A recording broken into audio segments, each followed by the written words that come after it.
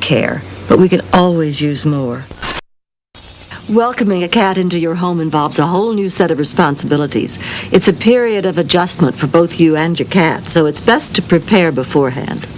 David, could you outline for us some of the considerations involved? Of course. You'll need to get proper supplies, food and water bowls, collars and tags and litter boxes, bedding and grooming tools. It's quite a list. Also, you'll need to create spaces in your home for the cat to eat and sleep and use the litter box.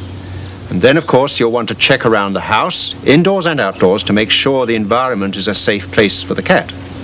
Well, we'll get into the supplies and all the possible accessories in just a little bit, but let's continue with the environmental concerns. Why don't you explain what else people can do? Well, if you have indoor plants, make sure they're non-toxic. It's also a good idea to keep electric cords out of a cat's reach. I see quite a few cases of electrocution in my clinic. Also, make sure doors to washing machines, dishwashers, and refrigerators are kept shut at all times. So, whatever they can get into, they will? Yes.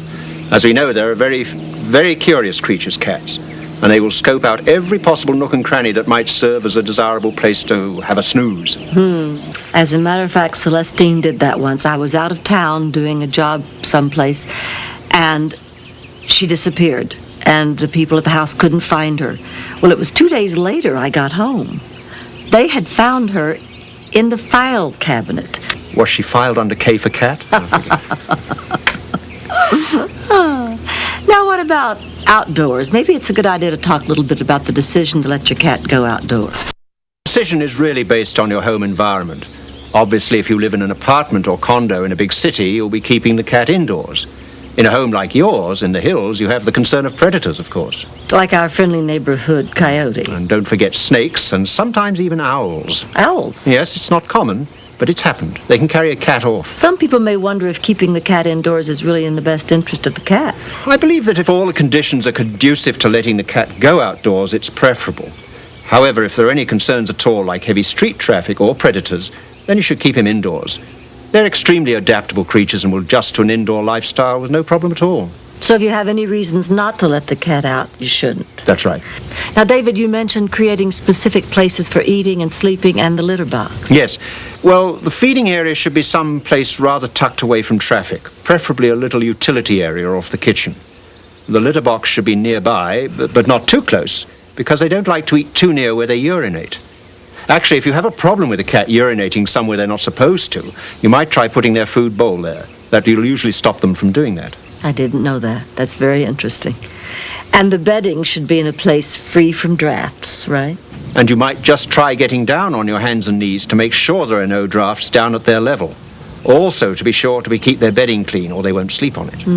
And that goes the same for the litter box, too, right? How often should people clean and change their litter box? It's preferable to clean it every day and change it, every 3 or 4 days. Okay, now since we're talking beds and litter boxes, now's a good time to see what's available. These days, pet supplies have become so well designed that we figured instead of just talking about them, we'd go have a look at them. So we went to a well-stocked local pet store. Oh my gosh, there's so much here to choose from. Let's assume now that I'm a new cat owner. Do you really think play toys like this are a necessity?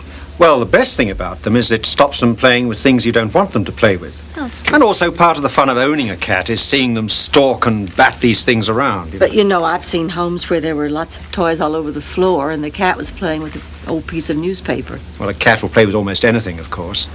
But at least you know when they play with these things that they're safe. Now, here we have a large selection of scissors, combs, brushes. Then we have the cat shampoo. Yes, now, shampoos in cats, it's critically important that you read the directions. Cats are very much more susceptible to toxicities than our dogs. And on a lot of these, there will be directions as to dilution, which is important. People tend to sometimes not read that, and instead of diluting it, say, 1 in 2 or 3, they use the stuff straight from the bottle, and of course that's 3 or 4 times too strong. Now, David, I know sometimes you think a cat is a cat is a cat, but is a bowl a bowl a bowl? Yes, really, I suppose it is. This one is not likely to tip over, and that's the main thing. Don't use a bowl from home that's going to tip over, because obviously that's going to make a mess. Good, wide, flat bottom. Yes. And here's another one with a plastic bottom, which I think probably wouldn't tip over and wouldn't shove across the floor either too quickly, which is another point. All right. And look at leashes and collars. All right. Here they are. Over there. This is a stretch collar here. And, you know, I think that your cat absolutely must wear a collar if it goes outdoors, or if there's any chance it might get outdoors, with a tag and the owner's name, address, and phone number on it. Because one of the most heartbreaking things is to see a stray without a collar. That's how so many cats have ended up at my house. David, what are your suggestions about collars? Is this your favorite kind for a cat? Yes, I think so. This gives them an escape route. They often climb up trees and they get caught in a branch or something like this, and this little bit of stretch here just gives them that extra room to get out of it, you know. Yes. We do see choked cats once in a while, and dear. This is a good idea, I think. That's my favorite cat collar, yes. And they also have the Illuminated Cat Collars. Right. Those are good for cats at night, and Yes. cats, of course, go out a lot at night, and those would show up in the dark and would help, I think. A car headlight would show Shows you them the cat up, running yes, across yes. the street. And down here we have these flea and tick collars. Well, flea collars are very much a part of a flea program. They're not the whole answer. In other words, if you've put a flea collar on your cat, that's not the end of the problem. You may have to use flea sprays, flea bombs, whatever. But they're certainly a good part of it, and you have to be very careful about how you're using them, however.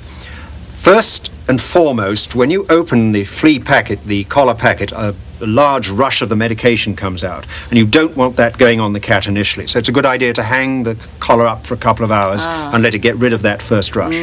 Secondly, you want to watch the cat for at least 24 hours after you put the collar on, because some cats are allergic to the medication that's involved. Yes. And the third point is to make sure that you trim the collar to the right size. If the collar goes round and round twice, then you're putting twice as much medication on the cat that you should do. So trim off the loose end, so to speak.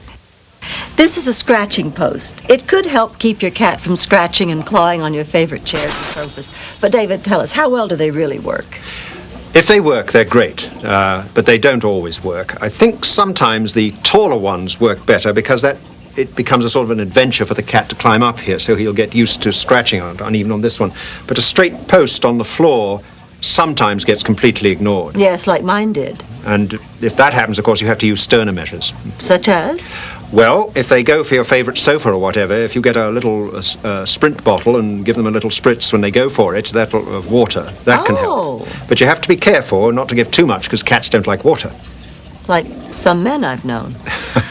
Which reminds me, the litter boxes. What do you think about litter boxes? Well, not much to say about them, except don't fill them too full. You just want to put enough in them so that the cat can cover over what he's done. That's all he needs. Otherwise, it flows over the top if you're not careful. Now, I don't really use the hood, although I did have one with a hood once, and my cat didn't really like it. I think it was mostly for my convenience that I bought it. Well, I think they cut down the odour a little bit, the hoods. And some cats may prefer them. And some cats may prefer them, Yes. right. What say we move on to the next style? All right. David, you have to admit, these are beautiful kitty beds. Yes. I mean, I love these, but you don't really have to spend the money on something like this, do No, you? not really. A cushion with a towel on it that you can periodically clean is quite adequate. Make sure there's no drafts, of course, which means getting down to their level and finding out if there are any. And then another thing about cats, you may spend a lot of money on an expensive bed and they'll go and sleep absolutely somewhere else. They'll pick and choose where they want to sleep. I well know that because I bought one exactly like this for my cat. For Celestine, she would have none of it. Buster wouldn't get in it. They all turned their nose up. Finally, Angie liked it. My dog Yes. liked it. And but the cat said phooey on that. Yes. And you do have to be sure you keep their place clean or they won't Clean, sleep yes, in it. that's by very all important. means. I know. Well, how about carrying cases? These are for traveling, I think, to and from the Yes. vet and airlines.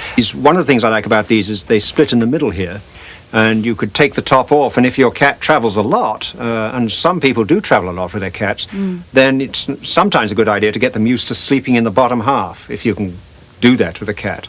And then it's their bed, and all you do is put a top on it. But these are good cages. What about sedating a cat if you're taking it on an airline? If there's any doubt at all, then give the cat a sedative. They're quite harmless, and they're very easy to give, and it makes life a lot easier. But So- you don't want to just run across the street and get some Dramamine and give it to them. No, No. no, you don't. Go to your local veterinarian and get the right thing, yes. Because It's they're a very simple- little animals. They probably don't take very much. No, they don't. And it's important to give them the right amount, yes.